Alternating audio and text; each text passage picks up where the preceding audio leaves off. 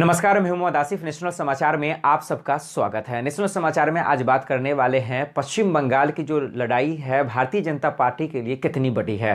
और ये लड़ाई छोटी मोटी नहीं, बहुत बड़ी है, खास करके भारतीय जनता पार्टी के लिए। और उसमें से सबसे इम्पोर्टेंस जो लड़ाई है वो उनके लिए है जो देश के गृह मंत्री अमित शाह हैं। और इस वक्त सबसे बड़ी चुनौती उनके लिए है जो इस वक्त भारतीय जनता पार्टी के अध्यक्ष हैं जेपी नड्डा जी के लिए, क्योंकि लगातार वो पश्चिम बंगाल में जाकर हमला बोलते रहे हैं।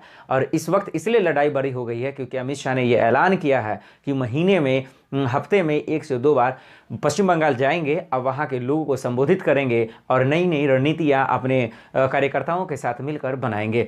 अब समझना ये जरूरी है कि आखिर पश्चिम बंगाल के विधानसभा चुनाव में ये जो लड़ाई है भारतीय जनता पार्टी के लिए बहुत बड़ी है, वो क्यों और कैसे।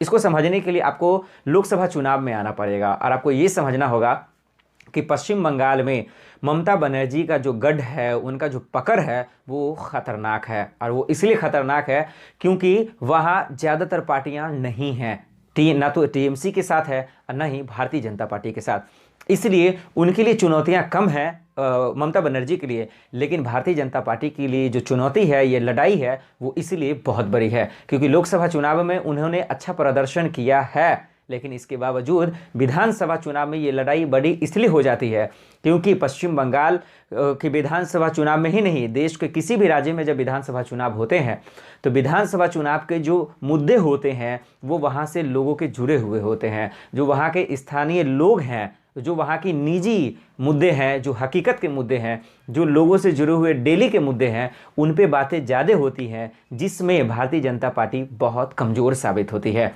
क्योंकि वो हमेशा देश में कभी भी जब चुनाव होता है तो भारतीय जनता पार्टी हमेशा कोशिश करती है कि जो राष्ट्र स्तर के जो मुद्दे हैं उस पर वो बहस करे। इसीलिए उनका कई राज्यों में प्रदर्शन अच्छा नहीं होता है। लेकिन अब देखना ये होगा कि ये जो बड़ी लड़ाई है इसको भारतीय जनता पार्टी से ज़्यादा अमित शाह और जेपी नड्डा किस तरह से हैंडल करते हैं, क्योंकि ये अब जेपी नड्डा अध्यक्ष हैं, देश के गृह मंत्री अमित शाह पे सारी जिम्मेदारियां इन पे रहता है। और पश्चिम बंगाल में हमेशा जो ममता बनर्जी और अमित शाह के बीच की जो जुबानी जंग होती है, इसमें हमेशा फेमस या चर्चा में अमित शाह ही रहते हैं। इसलिए अमित शाह के पास ज़्यादा जिम्मेदारी है।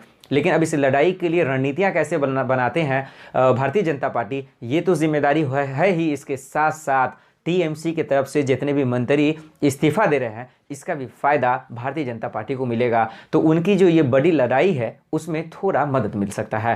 तो फिलहाल के लिए इतना ही, मुझे दीजिए इजाज़त और आप देखते रहें नेशनल समाचार। नमस्कार।